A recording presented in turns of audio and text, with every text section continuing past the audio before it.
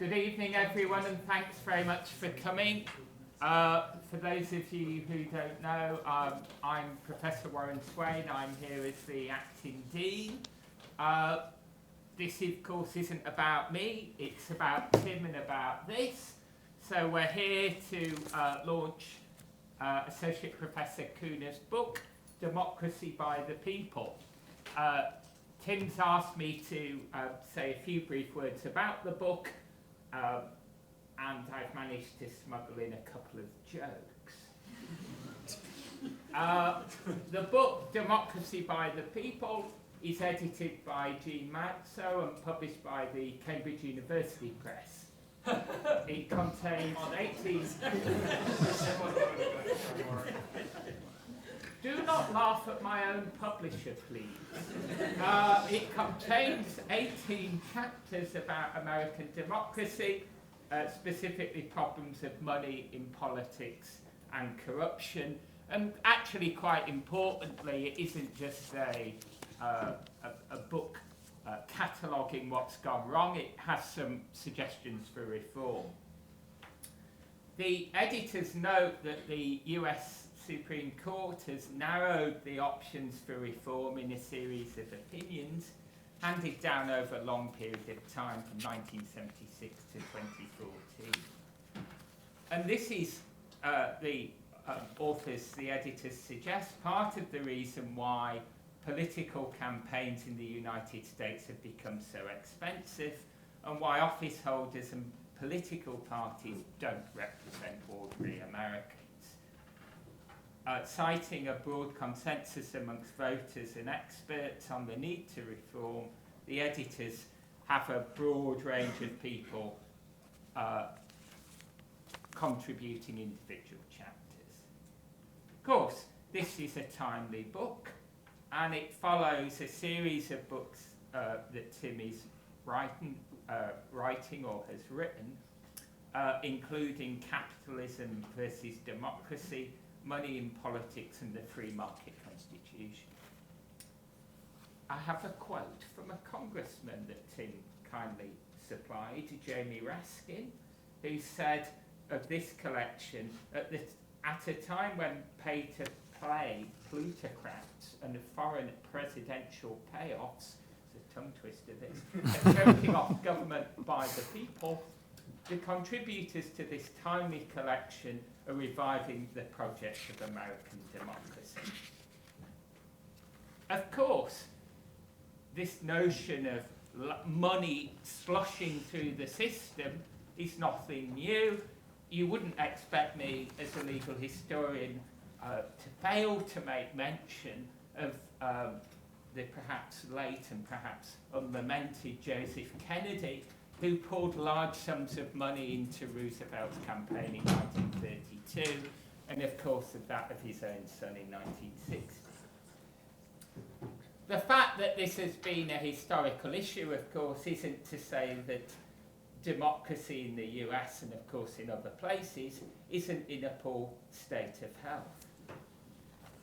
When I knew I was going to give this brief introduction, I thought I'd have a look on Google, the scholar's friend, to see if I could find a quote from Professor Trump. Professor Trump, he possibly thinks he should be, President Trump, on the process and the nature of democracy. Answer came back there none.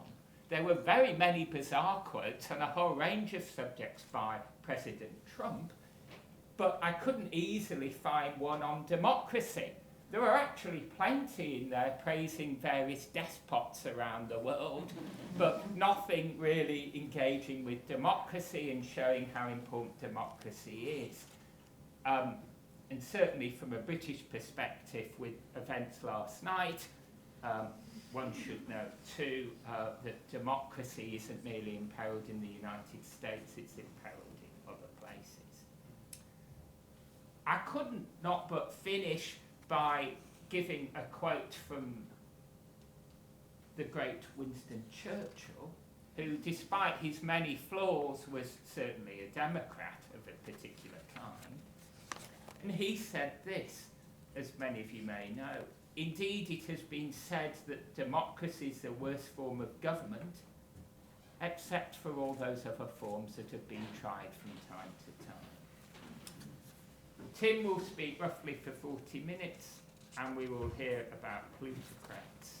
His lecture is entitled The Third Coming of American Plutocracy. Thank you, Tim. Thanks, Warren.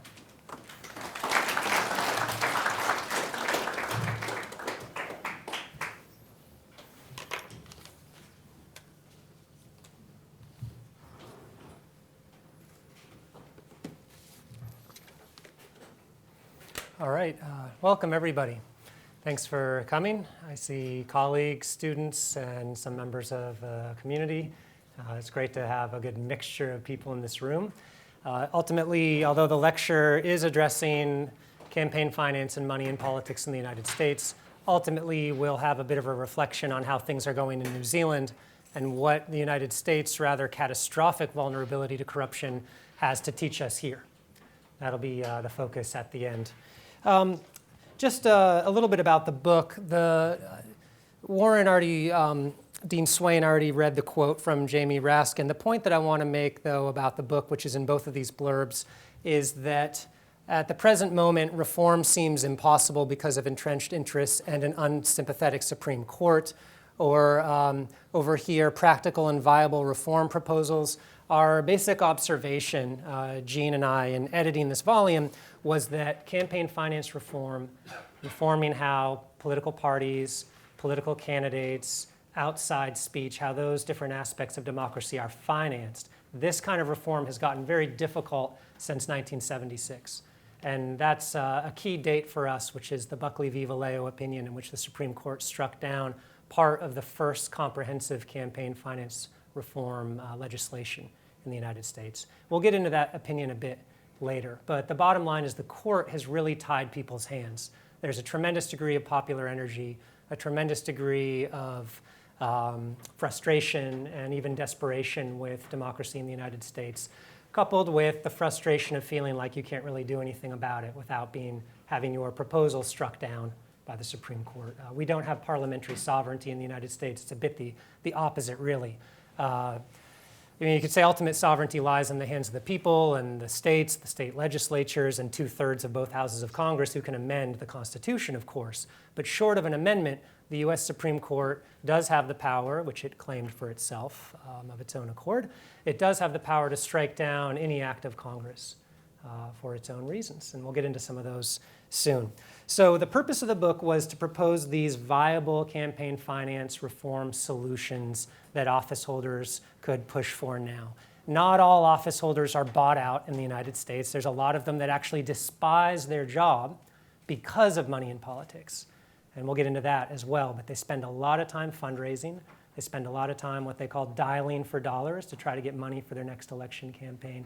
They find it degrading. And there's many interviews with office holders saying, I'm down here on my knees begging for cash when I ought to be meeting constituents, and I ought to be exercising leadership, and I ought to be thinking about the most pressing issues facing the polity. But instead, I'm dialing for dollars next door at this private office building that we all go to and spend half our time at. So it's quite a conundrum, really, that they're in. All right, so let's get going wrong way. I have put a version of the chapter that I'm presenting now on the internet temporarily. If you'd like to access this, please do so today. When you get home tonight, timkuhner.com, there's a tab for the Democracy by the People book. And early on in the description of the book, you'll find a highly secret copyright infringing link for your eyes only. So please feel free to click on that and enjoy the chapter. We'll see if the editorial plutocracy chases me down for this. Let's see. So, good. The focus that I'd like for us all to get into together tonight is one suggested by this young Frenchman named Alexis, who you may have heard of. Alexis, I believe, was only 27 years old when he came to study the American legal system, and he ended up producing one of the best books ever written about American democracy. This is sort of a generic quote, right? And you get this a lot at the beginning of any volume or any discussion that's urging people to go back into time. right? That we're lost, we're in a historical haze if we don't think how our own moment in history relates back to others. Because the other moments in history is sort of the proof is in the pudding, right? How did that play out before? Whereas today, speculation is what takes us forward. I was visited by this quote in a really personal way in April of 2014. I don't know if you all remember where you were on April 5th of 2014, but I remember really vividly where I was. I was in this little cabin that I had behind my house, which was my office, and it was surrounded by trees, and it was a very nice place to work. And I had an espresso machine there, and also really big unabridged dictionary. But anyway, I was at my computer, and the 2-week period between, it was April 5th or April 2nd and April 15th. During this 2-week period, I kept having to pinch myself and say, am I dreaming? Like, is this really happening? And I felt like during this 2-week period, I was visited by Alexis, by historical figures. You'd normally feel like this is a theoretical quote. I felt personally touched during this 2-week period by people like Alexis de Tocqueville, also a Scottish philosopher named Adam Smith, and an American politician named Thomas Jefferson, who you also might have heard of. And I want to tell you the parts of these 3 people that was they were reaching forward from the past right into my little cabin in the woods. It was something that Alexis said about the manufacturers that he observed in the 1820s and the early 1830s in the United States. He said, the U.S. merchants and, I'm sorry, that's Adam Smith already. Alexis said, the friends of democracy should keep their eyes anxiously fixed in the direction of what he called a manufacturing aristocracy. He considered that the United States actually still had an aristocracy, even though we had mounted a revolution against monarchy and we had more equal conditions than most of Europe did at the time. He still considered that we had a manufacturing aristocracy. And he said, if ever a permanent inequality of conditions again penetrates into the world, this is the gate by which those conditions will enter. So a pretty sobering prediction about what was going to happen. That was almost 200 years ago that he said that. Now, I also mentioned Adam, our friend from Scotland, who in 1776, this was the other thing that really touched me, he said, our merchants and master manufacturers complain about the bad effects of high wages, but they're silent with regard to the pernicious effects of their own gains.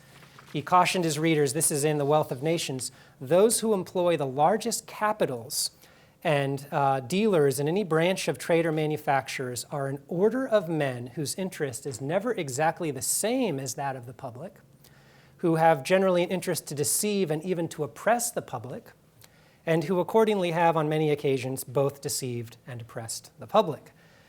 Well, you might say, Adam, how have they done that? How are these he sounds a bit like a progressive office holder today, right? Kind of bashing Wall Street or bashing the big corporations. What led him to that allegation? What is he saying that they're actually doing?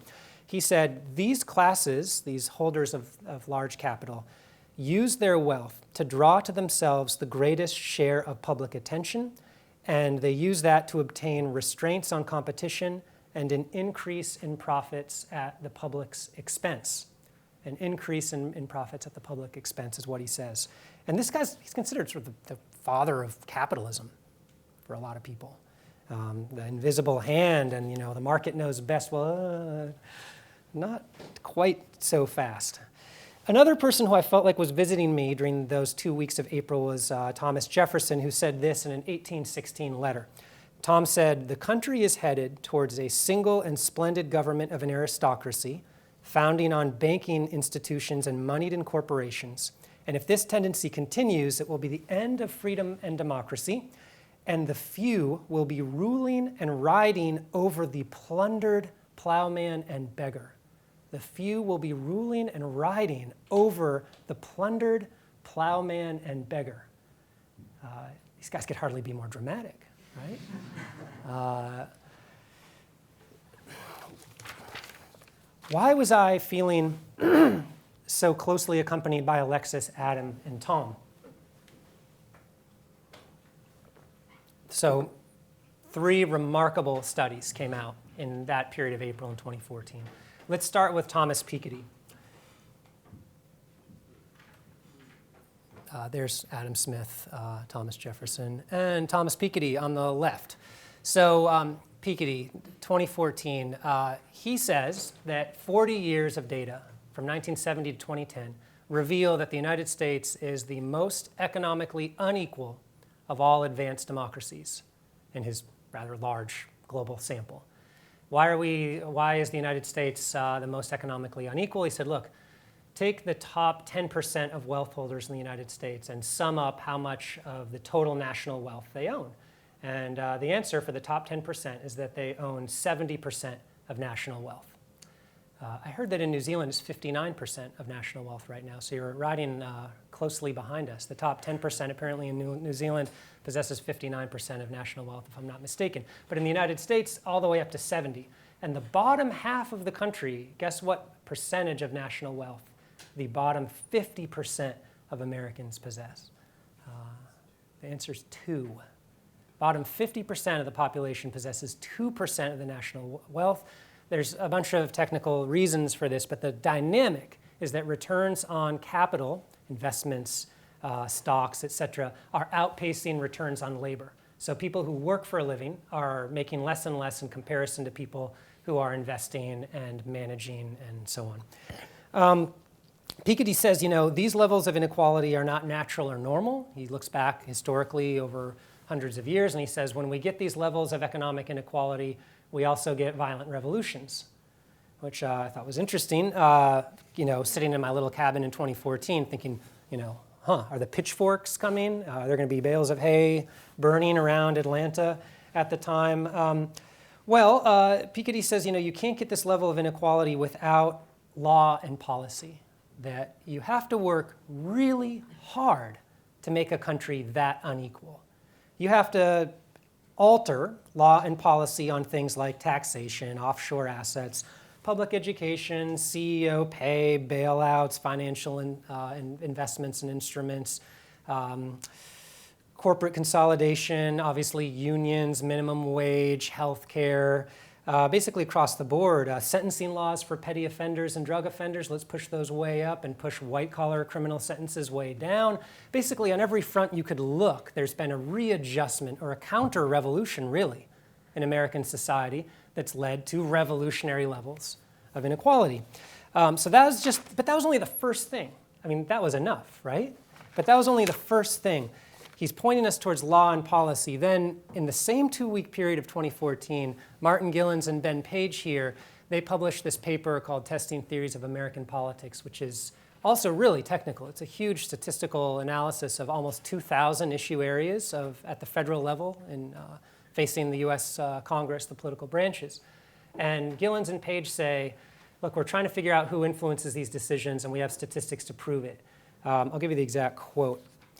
Economic elites and organized groups representing business interests have substantial impacts on U.S. government policy, while mass-based interest groups and average citizens have little to no independent influence.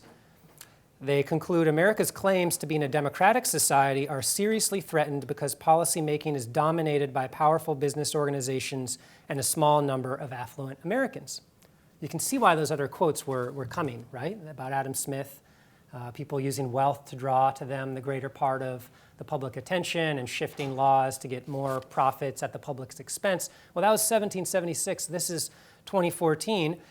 Gilens and Page offer an explanation. They say, organized groups, unlike the general public, regularly lobby and fraternize with public officials, move through revolving doors through public and private employment, and spend a great deal of money on election campaigns.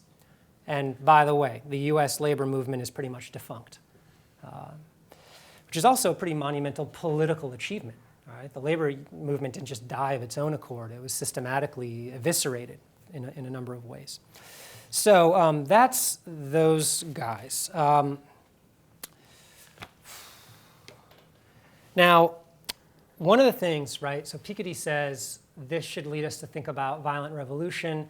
Gilens and Page say, well, basically, they confirm it, don't they? Because when would you mount a violent revolution? Well, if you couldn't influence political decision makers through, let's say, the established channels because they're actually captured, right? Because the government's been captured by special interests.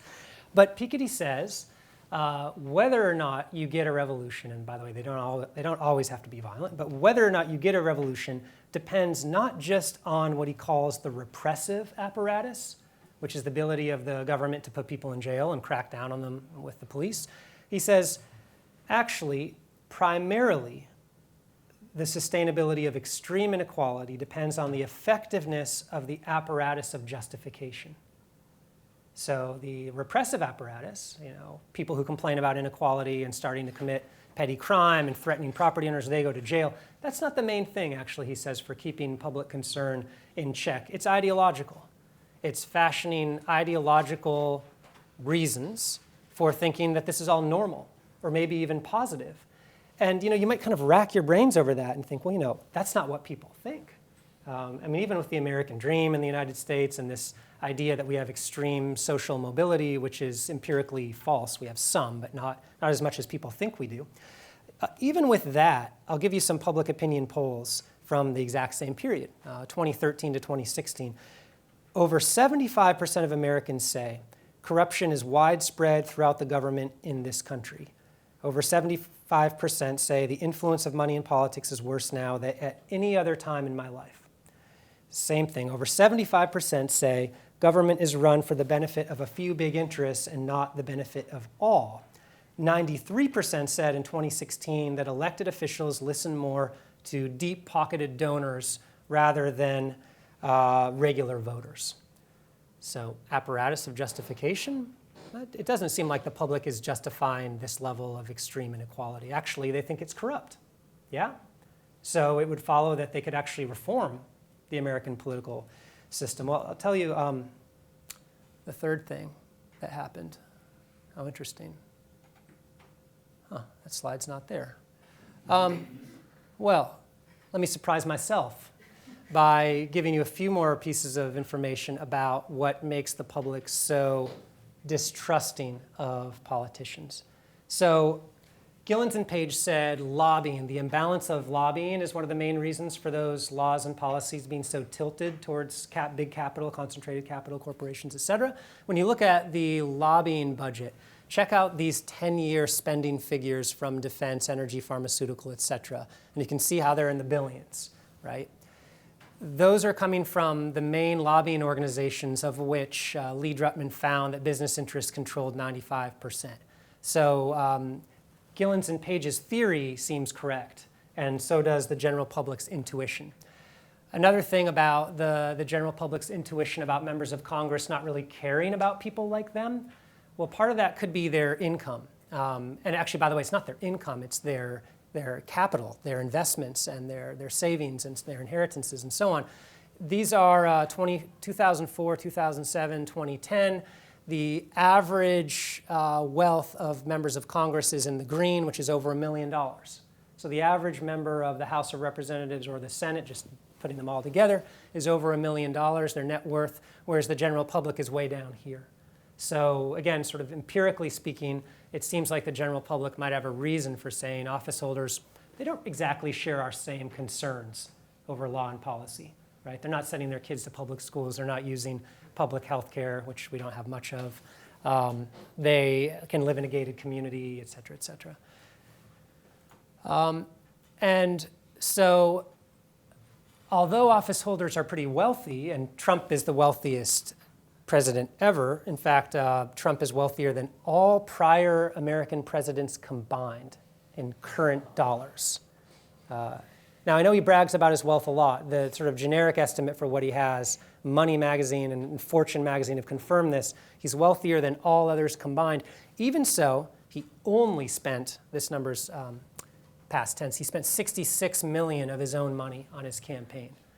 Sounds like a lot, right? But he actually needed almost $1 billion to win, $800 million. So even if you're the wealthiest of all presidents ever, or of all presidents combined, you still rely on a ton of outside money. His campaign raised almost $500 million, party committees, the Republican Party and so on, $60 million. yeah, and so personal campaign donations, party funds, you get almost up to 800 million, and Clinton raised a lot more. Clinton's also a pretty wealthy person. She spent over $1 million on her campaign. But still, even though these people are both pretty wealthy and fairly elite, they needed tons of money from other people. Tons. So again, thinking about the public's intuition about corruption, right? And thinking about this intuition, or this empirical fact apparently, that office holders aren't representing ordinary Americans, the next question is, well, you know, who are they representing? Well, the organized interests and those elite lobbying firms. Why? Well, they have to mount their campaigns. So to become president in the United States costs about $1 billion on average, as you saw from Clinton and Trump. To become a member of the Senate is 11 million or so on average. House, 1.5 million. Candidate with the most money doesn't always win, but apparently they win 91% of the time. So having a fundraising advantage is often pretty crucial. It's not the only thing, but it's an entry bar. If you don't raise something in the neighborhood of these sums, you're probably not going to be viable. And then Congress, the research shows that they spend 30 to 70% of their time fundraising, which we went over again. So who are they dependent on? If Congress isn't representing ordinary Americans, that's why they're passing a lot of special interest legislation. That's why economic inequality is so high. We still have some, or a lot, but not historically significant levels, right? So who is the Congress representing?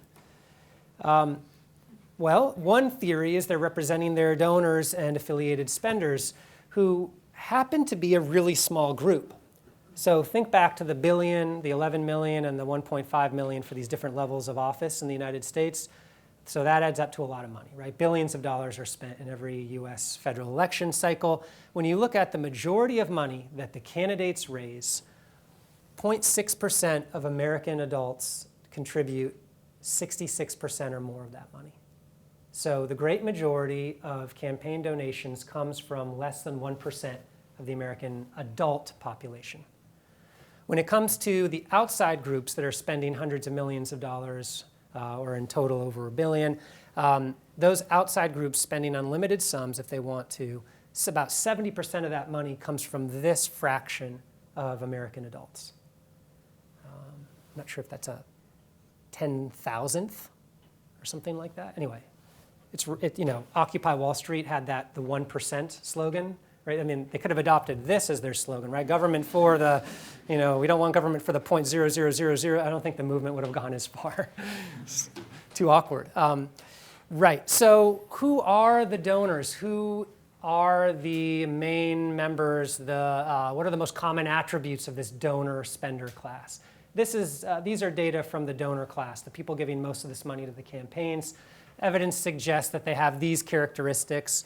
They're college-educated or more white males making at least $100,000, basically. Now, that sounds fairly unrepresentative, correct? Even amongst white males who are college-educated and making pretty good money, the donor class is still a highly specific group that's not even representative of the white males who are wealthy donating campaigns. The key characteristic is this, that the donors are significantly more conservative on economic issues, specifically the ones that Piketty cares about: tax rates, minimum wage stuff, affirmative action, offshore issues, financial instrument issues, regulation of Wall Street issues. Seems like a huge conspiracy, doesn't it?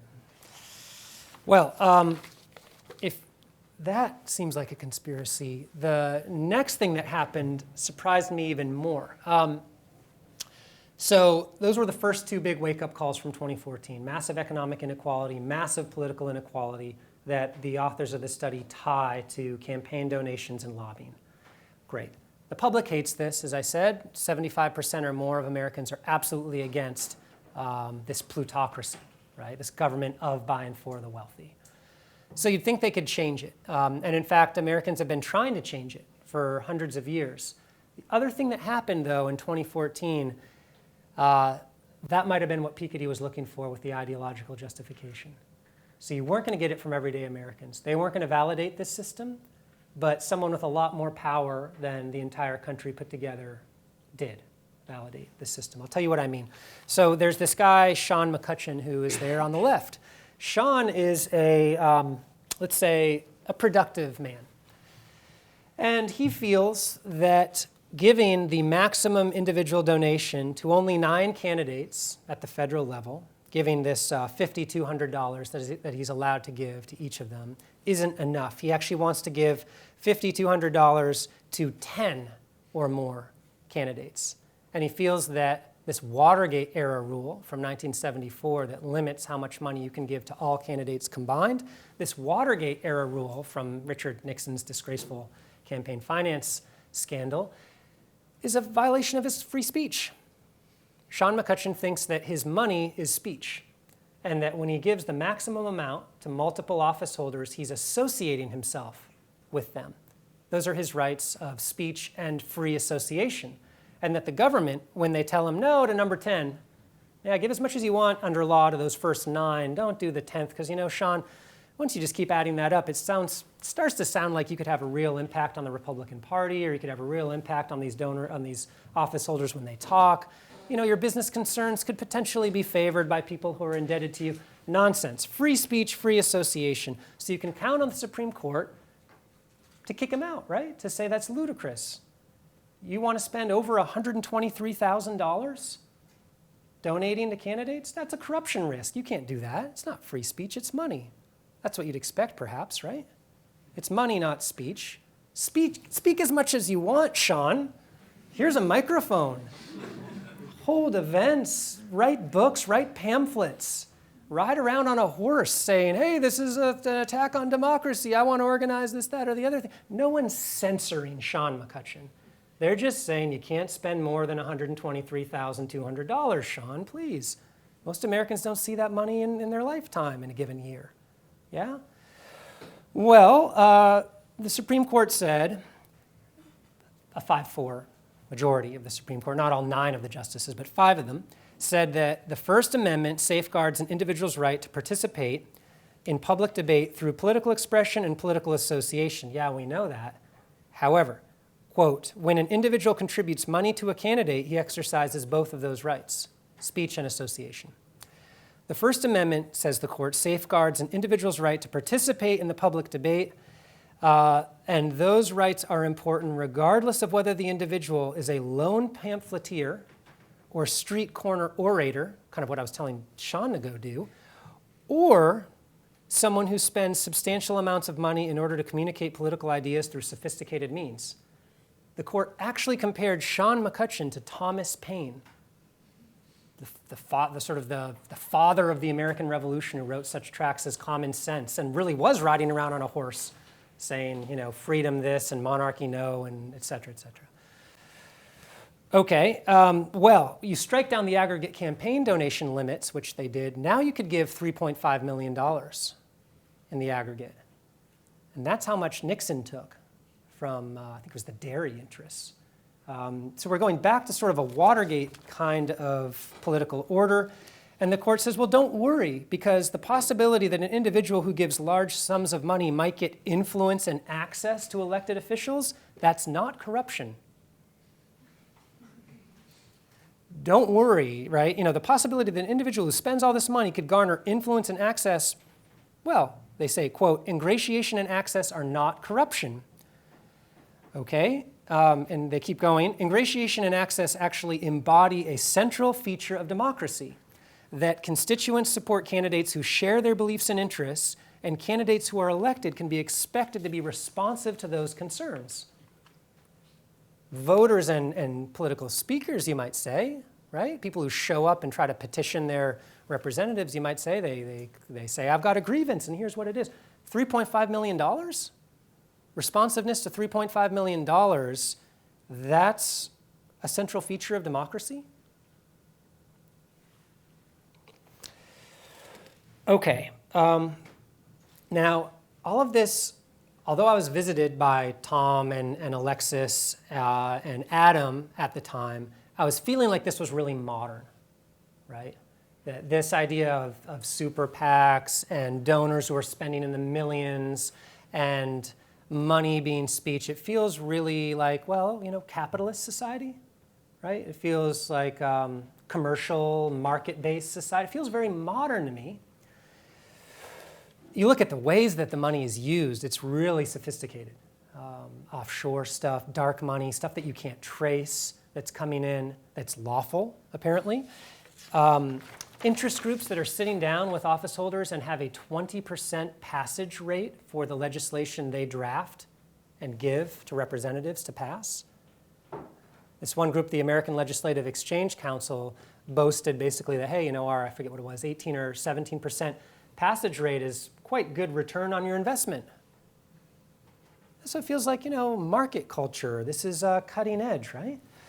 Well, in a way, a lot of societies are going through this process with regard to not just the economic means of production, but telecom and the oil companies and the state bank and pretty much any corporate sector you could point to, natural resources. Privatization is, from the 90s on, is kind of the word of the day, right? However, what I felt like the court was doing was not privatizing the means of economic production, but privatizing the means of political production, right? By striking down regulations on how much money you can give to campaigns, by striking down regulations on how much corporations can spend in politics, what they're doing is handing private control over the political process to the market. And that's what felt really modern to me. But I was then visited by History one last time. I was thinking, this privatization stuff rings a bell. And I went back, and I remember one of the historical explanations for the decline of the Roman Empire, which was privatization. This historian at Yale, wrote a great book, Corruption and the Decline of Rome. And this is a synopsis, but there were always bribery and abuses and so on. But by the time the empire really started to lose steam, those bribery and abuses had become the norm, an alternative system in and of itself. Right? The Roman process had been redefined. It had been systemically transformed. And that at that point, political power was bought and sold, a marketplace of power ruled by self-interest, and the government's operation was distorted, obviously. So this kind of corruption, the privatization of politics, is at the heart of our historical understanding of what corruption means, because Rome is sort of the most famous example of that. And yet here was the Supreme Court saying, well, no, everything is bought and sold. You vote, you speak, you donate, you spend. Of course, you're all self-interested. That's how democracy works, right? So the other thing that started to occur to me, and this is how I phrased or framed my chapter in this book, was that there were times when other things were sold too. When the market has certain excesses, political power feels like an excessive area for the market to expand into. Well, slavery is essentially the same thing in a way. You're selling human beings, right? Human beings become a form of capital.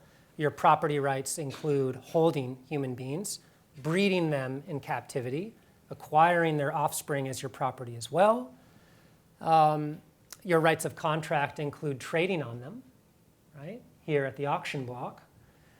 But that's not the only similarity. Piketty's point about these levels of economic inequality are really intense. That also made me think, what were the levels of economic inequality, and for Gillens and Page, what were the levels of political inequality during the slavery era? So I undertook that comparison.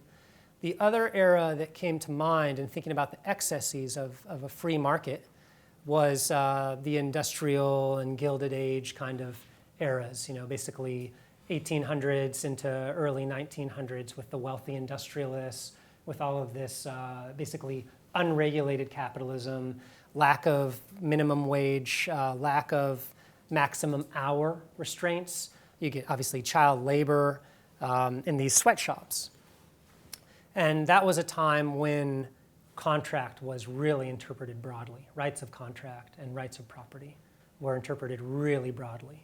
So the Supreme Court was saying money is speech, money is association, and these people were saying, well, human beings are property, and freedom of contract includes trading in them or negotiating whatever terms you want with children and women who are desperate for money. right? These sort of expansive interpretations of rights. So the theory that I wanted to test in the chapter was, in 2014, we had these three wake-up calls, right? Extreme economic inequality, extreme political inequality, and justification by the High Court. Yeah? Two types of inequality and a justification by the High Court. And I wanted to trace those through some other eras in history. And what I found was some really eerie similarities. So starting with the antebellum era, so prior to the Civil War in the United States, slaves who numbered in the millions, 3 or 4 million slaves, were actually more valuable than the manufacturing and railroad companies combined. So this was concentrated capital in human beings. And slaves were not owned very equally, of course, besides the fact that the slaves as human beings own nothing and are incapable of having legal personhood and are in a state of one of the most abject human rights violations imaginable. Besides that, the people who own them are in a state of tremendous inequality. So 30% of families held slaves, and less than 1% owned over 50 slaves. So there really was this concentration of wealth, right, in the plantation owners. In the North, where there wasn't slavery, there was much less, or much more equal income distribution. But you can take a look there at the antebellum era with the top 20% getting 62% of total income, which is highly, highly unequal. And then the industrial era, after a 50-year trend leading up to 1921, the top 5% owned 75% of total wealth. So it's a little more unequal than the United States today. So you'd put the top 10% owns 70%. There, 5% owns 75%. The bottom 2/3 are basically without property, says Senator Pettigrew from South Dakota. Okay? And then, oops, that's not what I want. Coming down into our era, well, we've said that already, but here's an interesting overlap. So take a look at inequality in returns on labor or income in the antebellum era. Top 20% getting 62%, and the projection for 2030. Top 10% will get about 60%. So the United States is actually en route to be more unequal in terms of returns on income than it was in the slavery era as of 2030. We're en route to actually set a record for income inequality if the current levels stay as they are. Now, that looks like you'd say in each case, a pretty extreme level of economic inequality. And hence, Thomas Piketty's observation that, wow, when things get this bad, stuff happens, right? Well, what happened here? Well, you get, obviously, the Civil War. What happens here, we'll get to it, but there's the progressive movement, and there's the New Deal, and later the Great Society. There's massive social changes that are revolutionary. Not always violent, but they're revolutionary as a response to this. You'd think we'd be getting there now. The second comparison, extreme political inequality. So in the antebellum era, we know the inequality facing slaves. Obviously they can't vote. They can't do anything that their owners don't want them to do.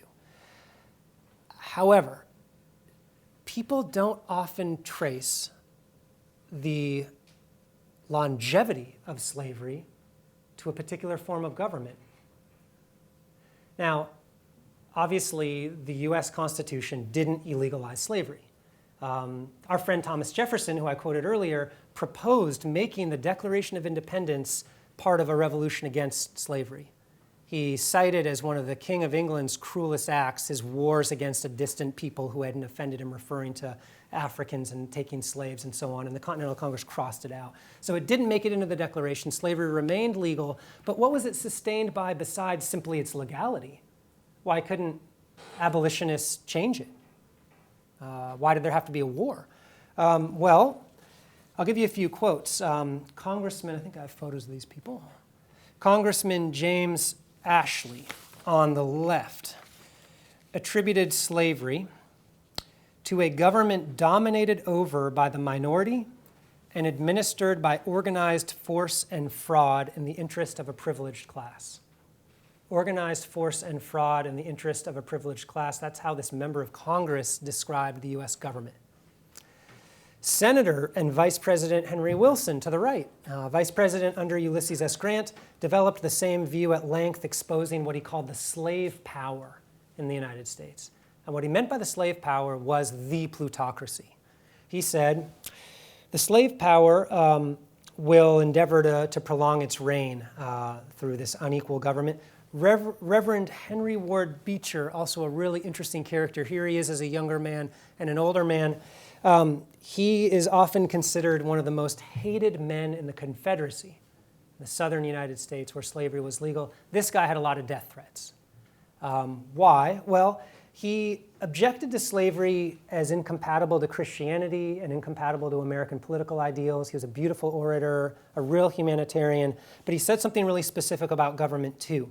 He said that slavery concentrated wealth and power in a ruling class, which he called a plutocracy, and the most dangerous form of aristocracy. Again, Tocqueville's word and Thomas Jefferson's word from before. Of those who held what he called disproportioned political power, he focused on these kinds of men, quote, who scorned the principle of liberty and foam at the mouth and detestingly curse the conception of political equality. Run by such men, Beecher said plutocracy was dangerous beyond anything the mind can conceive of. Again, these people they're not subtle, are they? Right? I mean, if you're not getting this, but that's the thing about history is who's getting this anymore? Who's reading Beecher anymore, right? Now, it gets more prominent, though, in terms of people making these allegations. If we fast forward to the industrial era, you might start to recognize the faces more than Beecher. Y'all remember Roosevelt. Interesting thing about Theodore Roosevelt, he lost a nomination and had to run as a third-party candidate in 1912. He had already been president. Here's what he said. So this is a man who knew U.S. government inside and out. Here's the platform for the political party that he ran with in 1912 and how they describe political parties. So again, this is a bit of a referendum on the Gilded Age and the industrialists who had become very wealthy. That's where he's coming from. He says the political parties, instead of instruments to promote the general welfare, they have become the tools of corrupt interests which use them impartially to serve their selfish purposes. Behind the ostensible government sits enthroned, an invisible government owing no allegiance and acknowledging no responsibility to the people. To destroy this invisible government, to dissolve the unholy alliance between corrupt business and corrupt politics is the first task of the statesmanship of the day. Another person you're going to recognize, maybe even more, is FDR.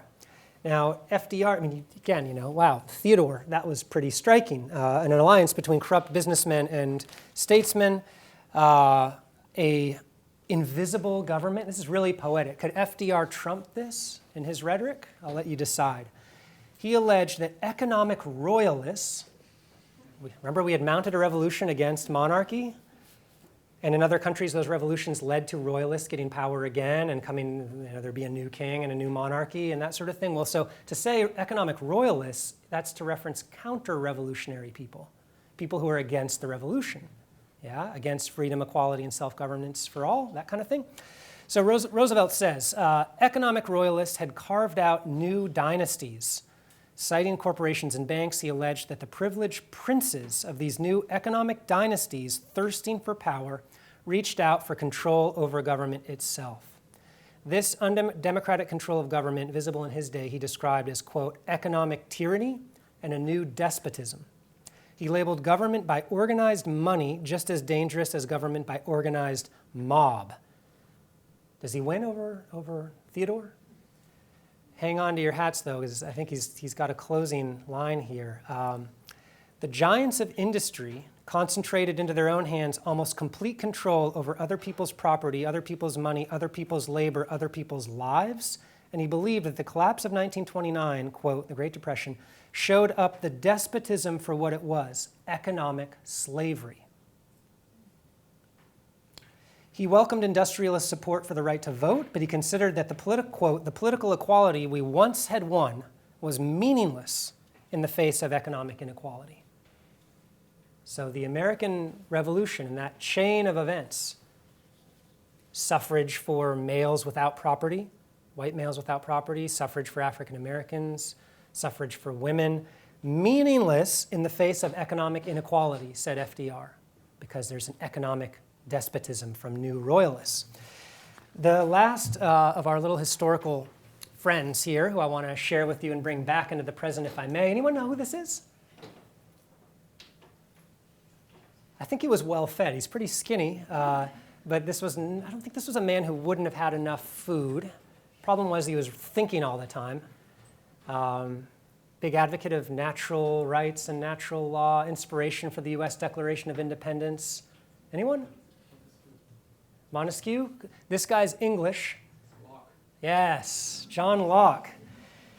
John Locke. So FDR is talking about tyranny and despotism. How does Locke define tyranny? Because this is really what it goes back to. His natural rights to life, liberty, to life and liberty were incorporated into the Declaration, and he defined tyranny as the exercise of power beyond right, not for the good of those who are under it, but for one's own private, separate advantage.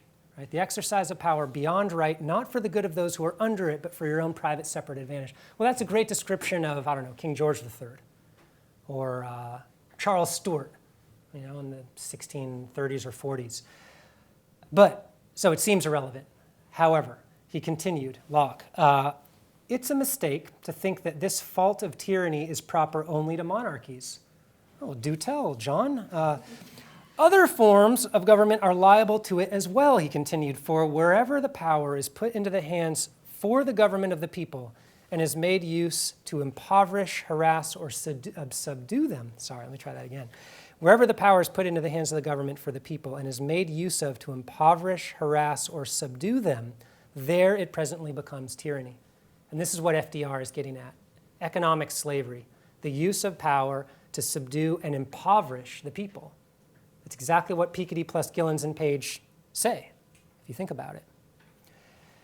Now, so why would these orders have lasted so long? Entrenched interests, okay, they're controlling the government, right? So the slave plutocracy has this incredible hand in Southern governments, forcing the country into civil war, I would argue.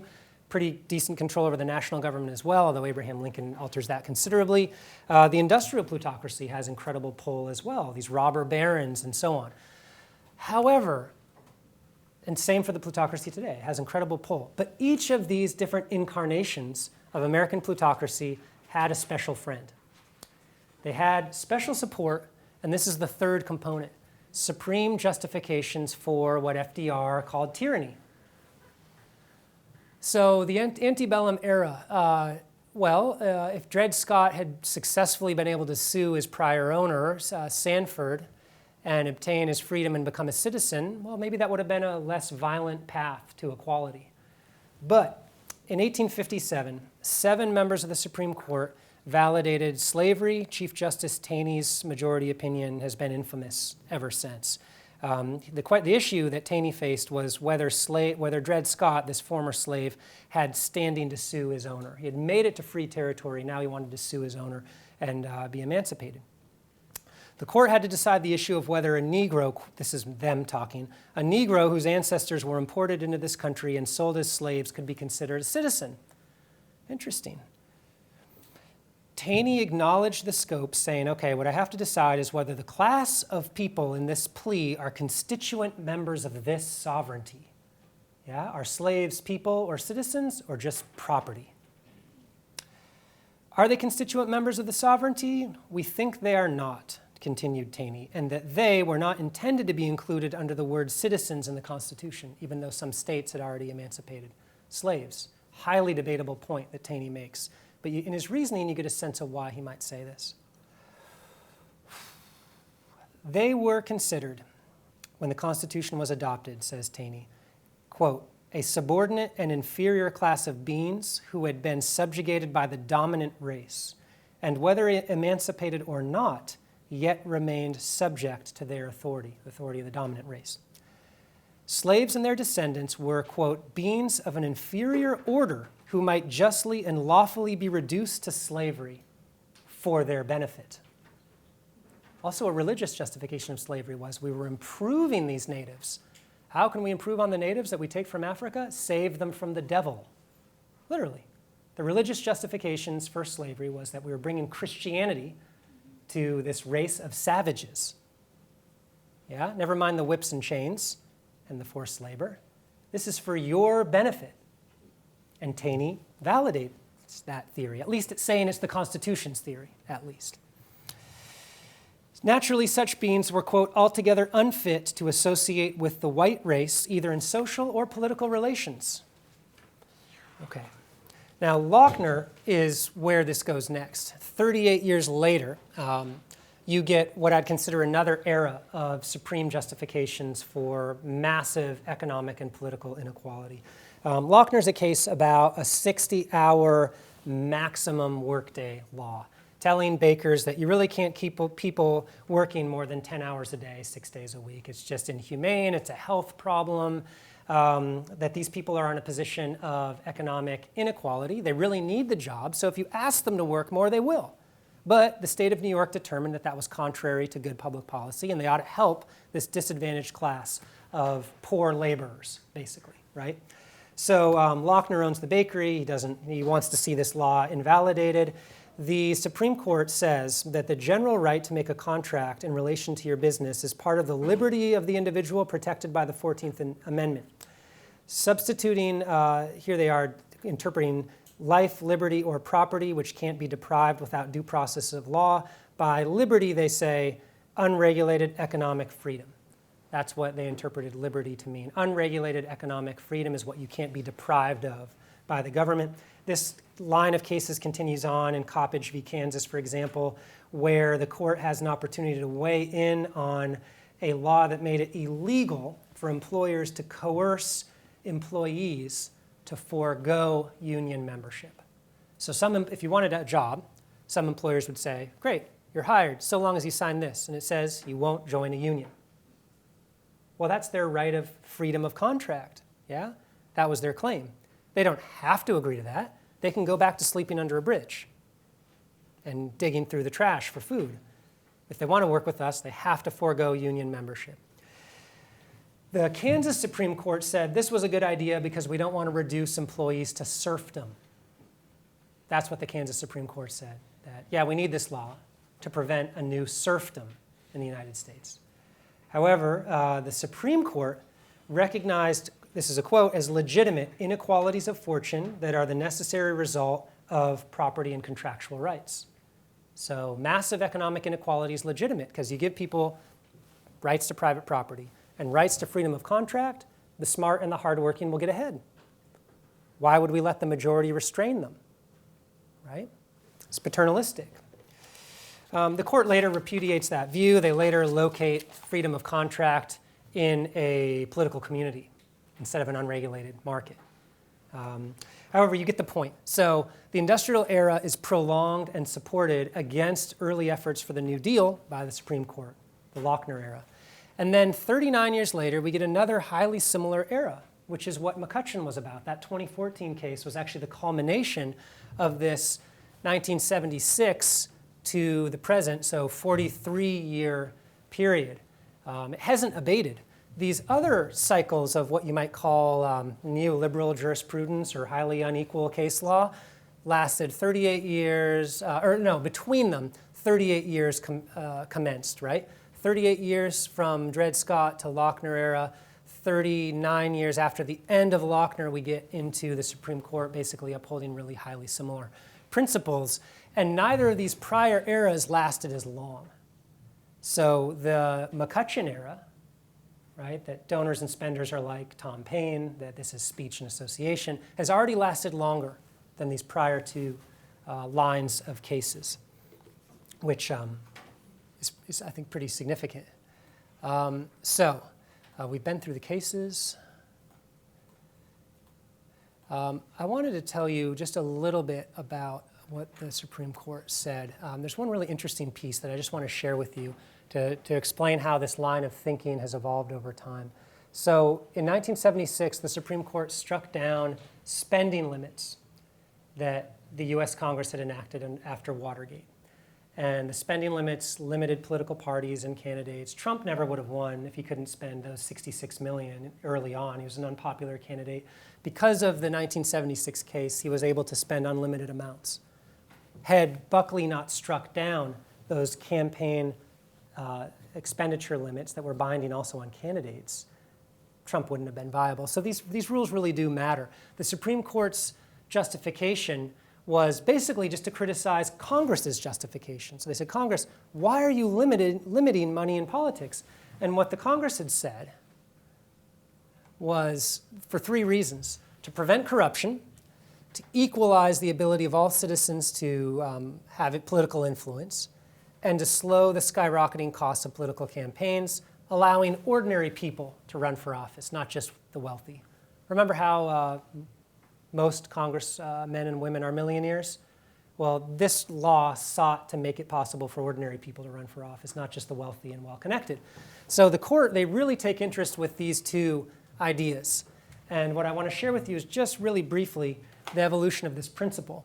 The court initially considers this equality rationale entirely or wholly foreign to the First Amendment. So yeah, the First Amendment is about freedom of speech, right?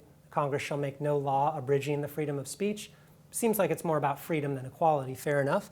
But equality is wholly foreign to the First Amendment because the First Amendment has to give us this widest possible dissemination of views. And if we limit spending, we get less viewpoints, says the court. And it makes sense in a simple way, right? If you limit the amount of money people can spend on politics, you might not get as many ads. You might not get as many millions and billions of dollars devoted to all this political spending. The court says, well, free speech is going to dry up. And then it says, interestingly enough, that the purpose of this unfettered interchange of ideas that the First Amendment protects, this free marketplace, the purpose of the free marketplace is to bring about the political and social changes desired by the people. Now, that was a really interesting line. They're assuming that the spending will help bring about the changes desired by the people. They're assuming that the spending is roughly correlated with popular support. The Supreme Court is assuming that the amount of money spent to voice a particular viewpoint correlates with public support for that viewpoint. But we've already seen with the donor class that it doesn't, right? And there's pretty good evidence available to the court at the time that it doesn't correlate. And the Canadian Supreme Court reached the opposite conclusion and said, actually, we need to limit some of this money in order to have an informed voter.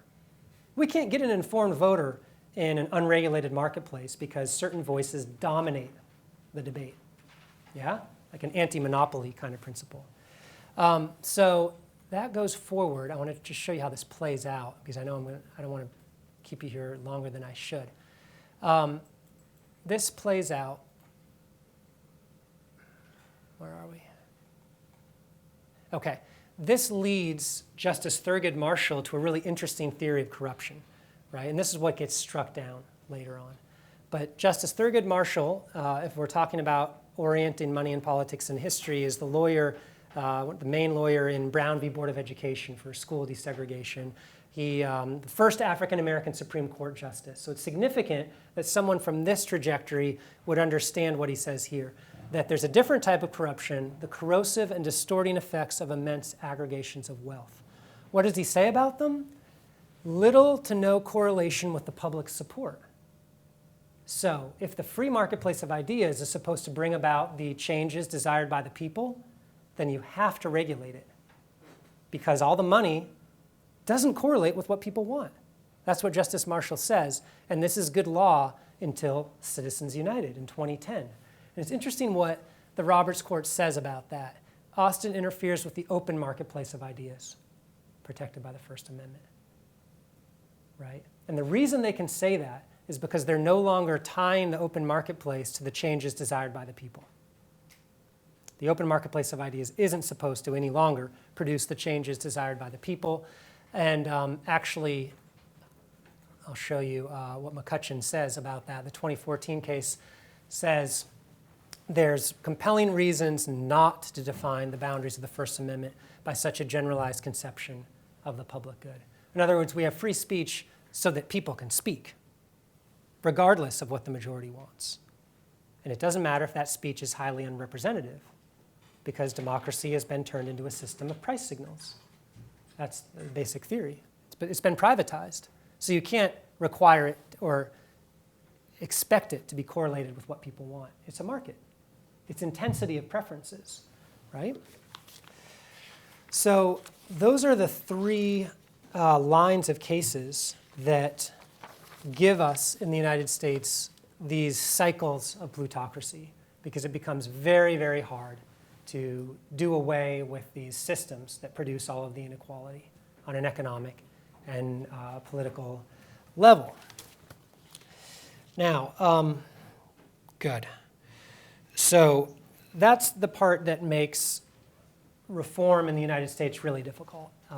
For reasons of time, I didn't go into 5 or 6 other cases that give all the different things legislators can't try to do. The only thing they can try to do is eliminate quid pro quo bribery, basically.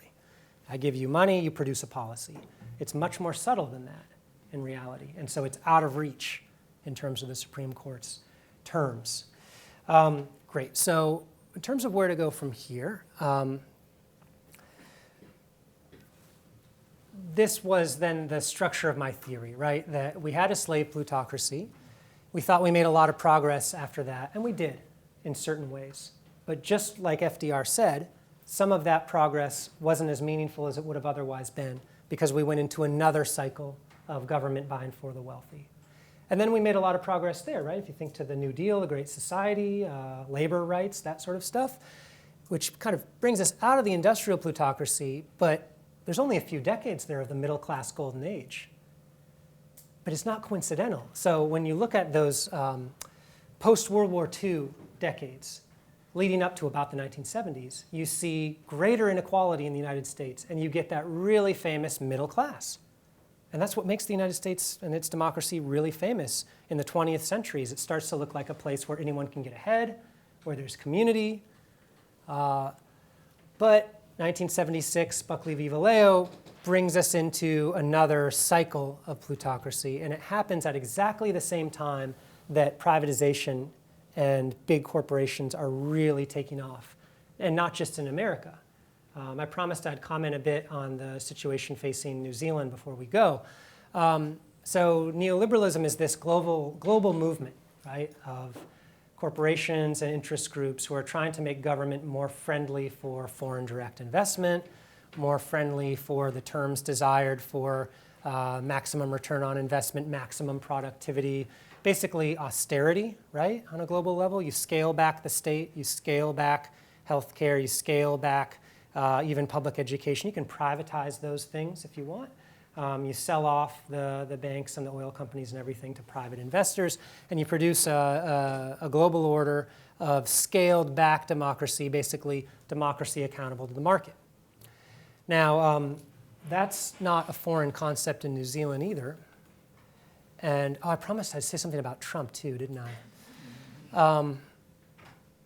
Why don't we let me just show you one model for Trump, and then we'll go to New Zealand. Where are we here? There it is. Okay. So the problem with plutocracy, right, if you compare it to past systems of government, all that talk about tyranny, FDR, Jefferson, Alexis de Tocqueville, the tyrannies they're talking about, monarchy principally, but also theocracy, what they do is they concentrate power over the state and the market and the rest of society in a narrow group, right? So for monarchy, that narrow group is the monarch and also the royal family and also the aristocracy, right? In a theocracy, it's the religious elite who are here, exercising control over society. In a plutocracy, well, it's corporations, interest groups, and the wealthy that are at the center. In democracy, well, it's an accountable state that's responsive, that's representative, that has integrity, right? So if this is what plutocracy looks like, Trump has made a really interesting innovation, which is he said, why don't we just let the plutocrats govern directly? Why do I need this inefficient system? If we go from here to here, why can't I and my family and my cabinet and our business interests just be at the center of the whole thing? Right? And that's the difference between a plutocracy and a kleptocracy. All right? A kleptocracy is still, generally speaking, a plutocracy, government of by and for the wealthy. But it really focuses on that by part. we're going to govern, government by the wealthy, for the wealthy. Yeah? Now, oh, that was interesting. Goes off automatically. Wow, maybe Trump's more powerful than I thought. Huh.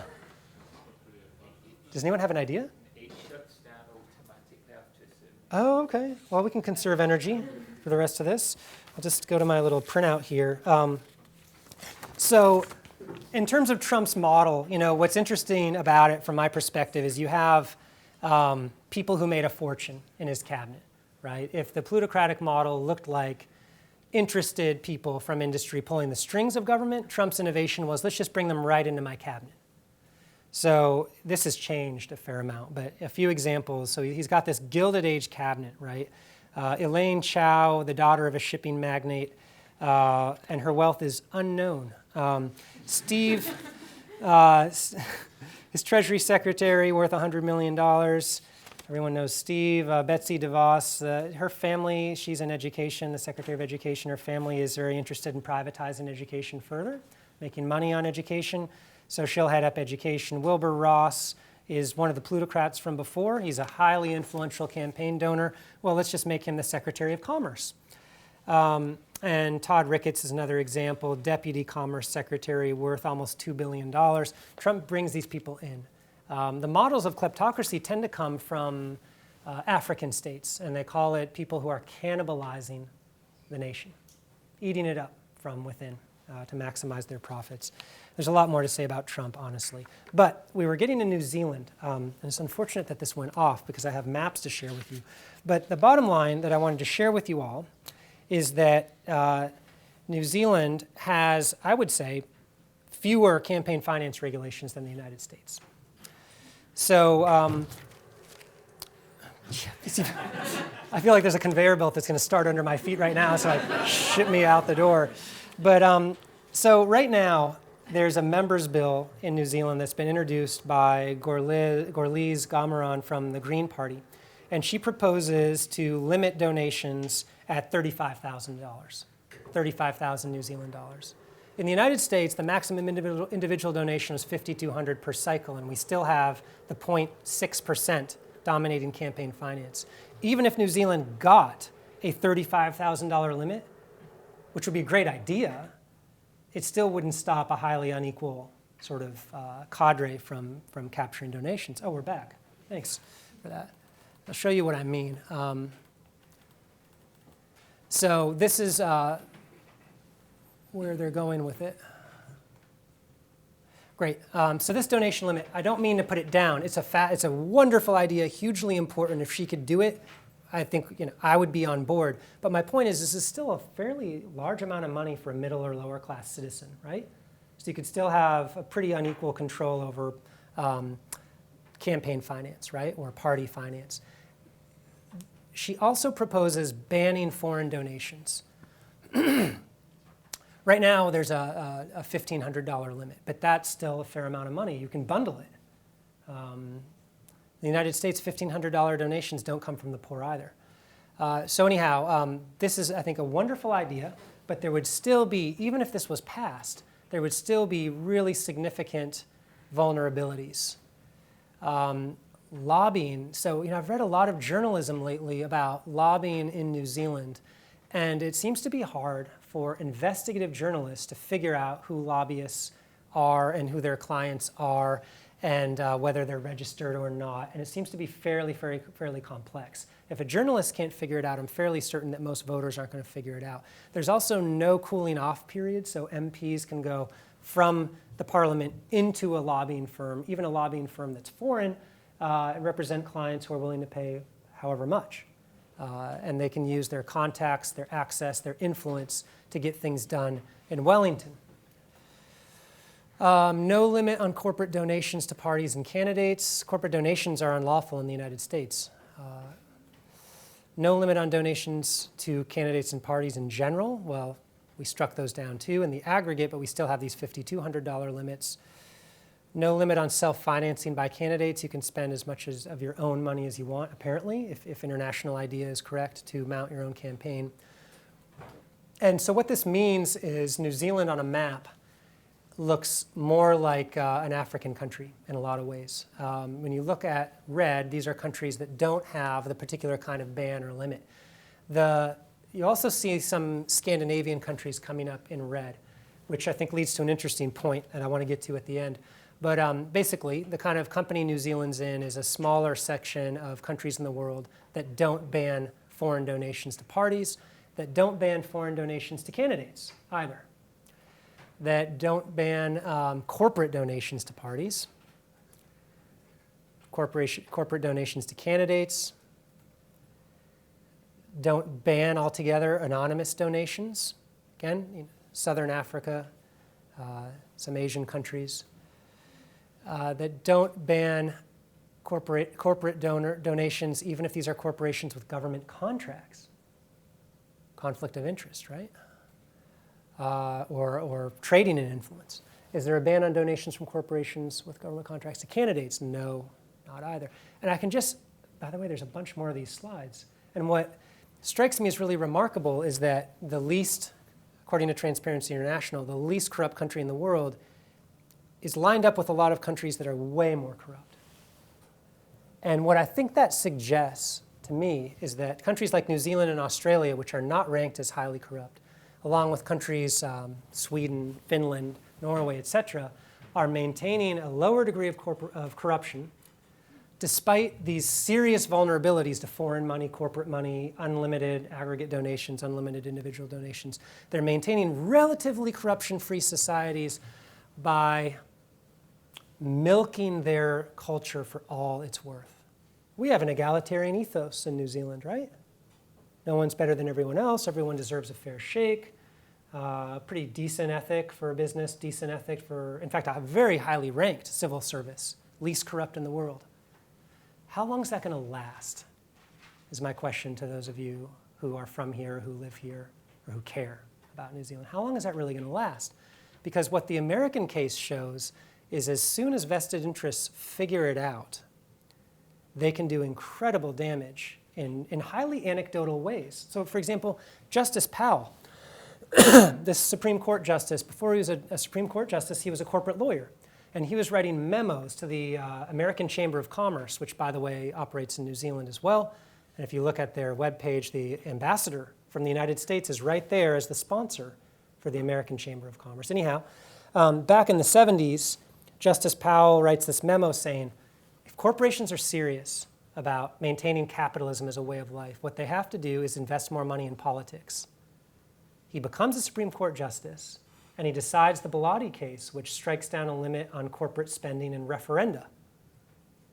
He says the fact that they're corporations doesn't mean that they have no right to spend. They can still inform the public, right? You can't target corporations just because they have all of those privileges, unlimited life, right? They can live forever. They have highly favorable structures for the accumulation of assets, different tax rules. Even though they have all these advantages, you can't limit them just because they're corporations. It's highly anecdotal. This is just this one guy, but he ends up being the majority, the author of this majority opinion that strikes down a limit on corporate funding, changes US politics forever. I guess, in New Zealand, if you give people a few $1 million and say, can you get a lot of access and influence for this, I could write you 100 different ways of doing that. And I think someone who knows more than I do could write down 1,000. In fact, I think if someone gave us a few $1 million, those of us in this room could form an interest group and tank New Zealand politics. I really don't doubt it. But the issue is whether you all doubt it or not. So I wanted to raise that. And I think actually I better stop and allow time for comments and questions. But thanks for going through that whole that exercise with me. What I was really trying to show is that the situation in the United States is more serious than I think most people think, and that money in politics is more serious than what I think the common attitude towards it is. In the US, in terms of the saliency of the issue, people put a bunch of other issues before corruption and money in politics. And I think that's a huge mistake, because when you look at the levels of economic inequality and the control over decision-making processes, money in politics can determine every other issue you care about, right? And I thought that the comparison to slavery and the Gilded Age would rock some people out of their complacency about it. Because honestly, the moments in American history, the periods of American history that have lived on the longest in infamy were supported by a plutocratic form of government. And I think that's really significant. I hope it gives some food for thought, and I'd love to hear your questions and your comments. Thanks. Yeah, great.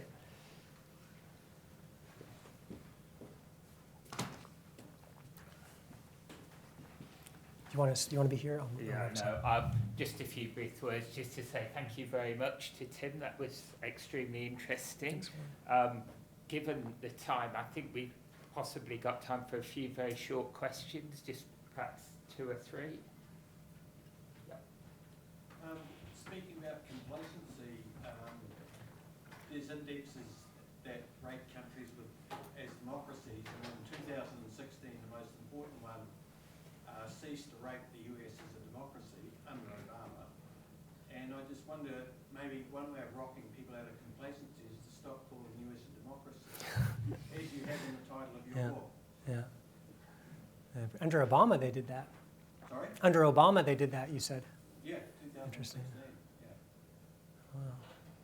Yeah. Yeah. I mean, look, because I agree with that comment, obviously, but the reason is elections are not enough to make you a democracy.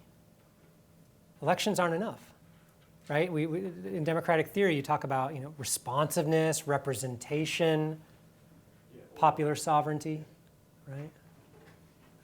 And if you can demonstrate that you don't actually have representation or effective representation, yeah. Can you just give us some very basic suggestions of better ways? Because you can criticize, so far you've given us good reasons to criticize how it is at present, but you could keep lowering the amounts a person is allowed to donate, but there's always ways to get around that. You can just pass money through other people, or even have an opposite effect of diminishing the system to plain demagoguery. You're trying to get millions of people to give you $1. So what are the alternatives in the basic sort of summary you might say? Yeah, so I consider campaign finance and party finance to be an ecosystem. Because like you're saying, there's so many different ways of routing the money and so many different ways of affecting outcomes. It's got to be a combination of things. So if you lower contribution limits too far, there can be an issue of parties just not having enough money, right? And then you really do start to get into the terrain that the Supreme Court thinks we're in, where there's just not going to be enough speech and not enough party activity. If you raise public subsidies too high, you get into not so much plutocracy, but another tyranny called partyocracy, where the political parties start to collude and they start to raise how much money they get from the state. And getting all their funds from the state, you can see this in Italy a lot, also in Spain in some moments. They're raising their money and they become totally independent from the public. They don't need any money from anybody. They do end up taking it and then doing really corrupt things with it too, but it's called a partyocracy because they start to compete or to collude rather than to compete, and to distance themselves from the public and to disadvantage minor parties so they can't get access to the funds. So you've got like all these different levers in place, right? Expenditure limits, donation limits, bans on certain kinds of people, whether it's foreign people or corporate people. What I think the best model would be a mixed system. So you'd have some public financing, but you'd also have some limits on the private financing. And then obviously you've got transparency. And then the main thing though to make all of this work is you have to have a really, really independent and highly motivated enforcement agency that investigates and enforces and publicizes at the end of the day, right, when they bring the case. And the United States really hasn't had that. There was one created by the Federal Election Campaign Act in the 70s, but it's been deadlocked so often because the members of the Federal Election Commission are political appointees, so the Republicans and the Democrats just take party lines. And so you could either make it an uneven number, or you could make it independent from appointments and construct like a genuine civil service bureaucracy, which is what I would support. So the thing about the United States, though, which you really can point a finger at, is unlimited spending is really wild. And what that does is if candidates and campaigns have no limit for how much they can spend, they get into an arms race. And even if they're just collecting these $5,200 donations, they just go, and they get aligned with super PACs and dark money groups to tip the balance. And they end up spending no time, really, with the general public, comparatively. So, but it depends on the country as well. You know, the electoral systems vary, the parliamentary versus presidential and so on.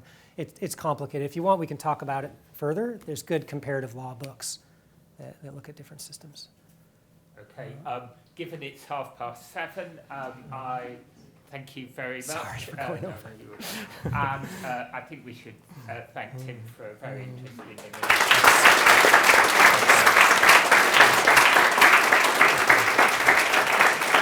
And buy the book. Wait for the paperback. Check out the chapter. That you can get. That was great. Thanks, very Lauren. much. Appreciate My it. pleasure. Thanks, Hari.